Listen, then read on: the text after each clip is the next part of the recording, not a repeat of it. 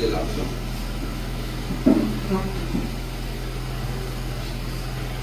D'accord, quelque chose.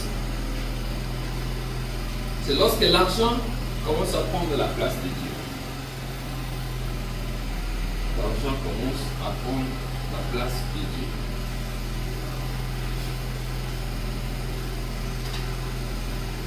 Il y a des gens, des hommes de Dieu qui organisent tout un séminaire existant. La motivation, c'est avoir l'argent. Et non, de salir les âmes. Et à la fin des séminaires, on évalue. Bon, tu combien? Ah, tu bêtis ma mère.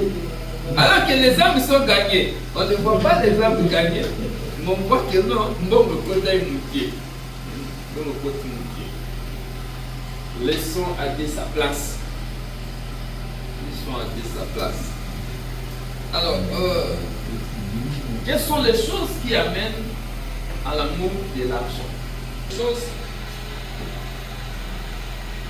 C'est la marche dans la chair. La marche dans la chair. Lorsqu'un homme de Dieu ne marche pas selon l'esprit, il marche dans la chair. L'absence de la mort en soi et la non-précipitation de la chair avec ses passions et ses désirs. L'absence de la mort en soi et la non-précipitation de la chair avec ses passions et ses désirs. Je disais l'absence de la mort en soi et la non-précipitation de la chair avec ses passions et ses désirs. Galates 5:16. L'apôtre dit, marchez selon l'esprit et vous n'accomplirez pas les désirs de la chair. Colossiens 3:5 nous dit, pardon, Galates 5:16 et Colossiens 3:5. Faites donc mourir les membres qui sont sur la terre. Ce qui amène à l'amour de l'argent, la première des choses, c'est la marche dans la chair. L'absence de la mort en soi et la non-précipitation de la chair avec ses passions et ses désirs. Galates 5:16. L'apôtre dit, marchez selon l'esprit et vous n'accomplirez pas les désirs de la chair. Dans ce Colossiens chapitre 3:5 dit, faites donc mourir les membres qui sont sur la terre et la faim, il parle de la cupidité. Faites mourir la cupidité. Dans Colossiens 3:5. La deuxième des choses qui amène à l'amour excessif de l'argent, c'est la non-protection de notre cœur. Non-protection de notre cœur. Non-protection de notre cœur. Dans Proverbe 4:23, la Bible est en train de dire, garde ton cœur puisque toute autre chose, car de lui viennent les sources de la vie. Proverbe chapitre 4, verset 23. Garde ton cœur. Si un homme de Dieu ne sait pas protéger son cœur, en tout cas, il va tomber à l'amour de l'argent. Il va tomber à la convoitise. Quand tu vois les autres, quand ils te regardent, tu compares, du coup, lequel va céder. Garde ton cœur. C'est toute autre chose. La troisième des choses, les mauvaises fréquentations. Les mauvaises fréquentations. Les mauvaises fréquentations. Les mauvaises fréquentations. Il arrive des fois, on a une éthique en rapport avec les finances, mais tu t'attaches aux mauvaises personnes. Tu n'avais pas la vie d'envier les autres, tu n'avais pas un amour excessif de l'argent, mais parce que tu fréquentes les mauvaises personnes qui font cela, qui pratiquent cela, et du coup ils vont aussi t'influencer. Et petit à petit, tu verras que tu commenceras à entrer dans ces choses. petit à petit, et du coup, tu vas devenir comme eux. 1 Corinthiens chapitre 15, verset 33, la Bible dit les mauvaises compagnies auront les bonnes mœurs. 1 Corinthiens 15, 33. Les mauvaises compagnies sont des fois les épouses, même nos épouses, qui nous poussent des fois à faire de n'importe quoi. Il y a un papa, un pasteur qui m'avait dit, ah, pasteur Amos, mon épouse m'a dit de prendre de l'argent qui était collecté à l'église pour acheter les tôles. Et mon épouse me dit, mais c'est la fin de l'année, les enfants doivent avoir de l'argent. Moi aussi, je les ai achetés.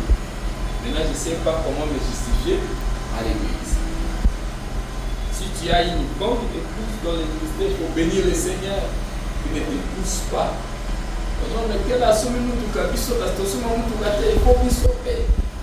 Il te pousse à faire de n'importe quoi pour qu'à tout prix, toi aussi tu puisses être comme les autres, les mauvaises compagnies, dans les ministères. Peut-être votre propre épouse, les amis, il faut éviter cela. Il faut éviter. 1 Roi chapitre 21, verset 25.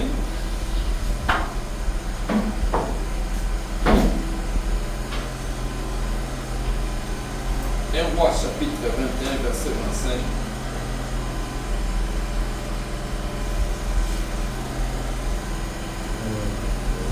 Un Roi 21, verset. Il y a une personne. 1 Roi 21, verset. Il y a une personne qui se soit vendue donc à table pour faire ce qui est mal aux yeux de l'Éternel. Et Jézabel, sa femme, lui excitait. Qui l'excitait? Jézabel, sa femme. C'est pourquoi il faut prier Dieu d'avoir une bonne femme pour ceux qui ne sont pas encore mariés. Ceux qui sont mariés dans le ministère, prions toujours pour nos conjoints ou conjointes. Que le Seigneur garde nos cœurs pour que la cupidité ne puisse pas influencer notre ministère. C'est très important. Ça va détruire le ministère.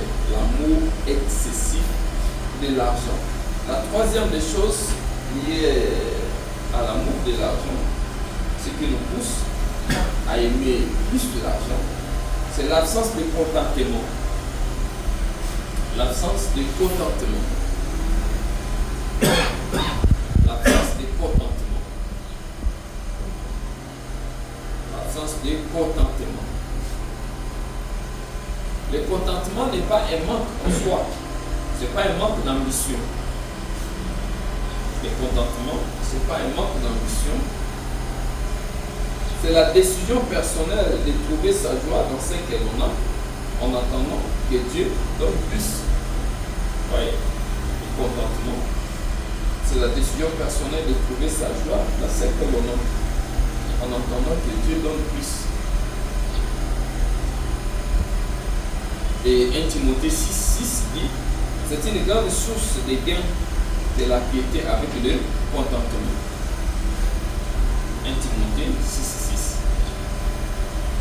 Beaucoup d'hommes de Dieu manquent de contentement aujourd'hui.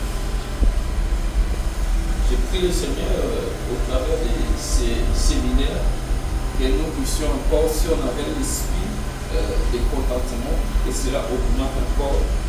Si on n'avait pas cela, que l'Esprit de Dieu nous aide à avoir le contentement. Contentons-nous des fidèles que nous avons.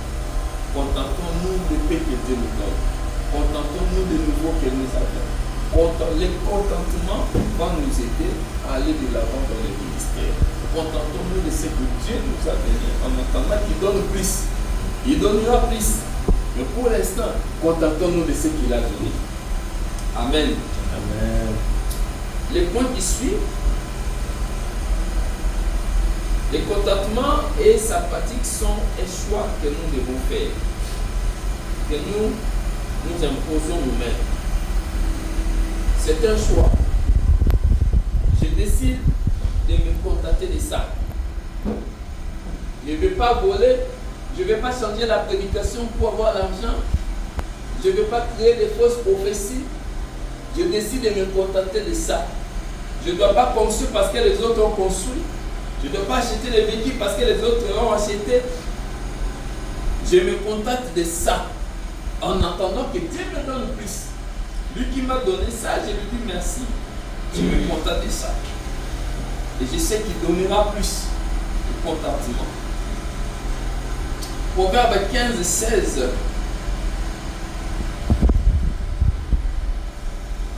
Du mieux vaut paix avec la crainte de l'Éternel qu'un grand trésor avec les troubles. Mieux vaut paix avec la crainte de l'Éternel qu'un grand trésor avec les troubles. Toi-même tu sais que bongo, mon homme, mon conscience nous dit ça. Tu as manipulé tellement de choses, tu as fait des manigances pour sortir l'argent.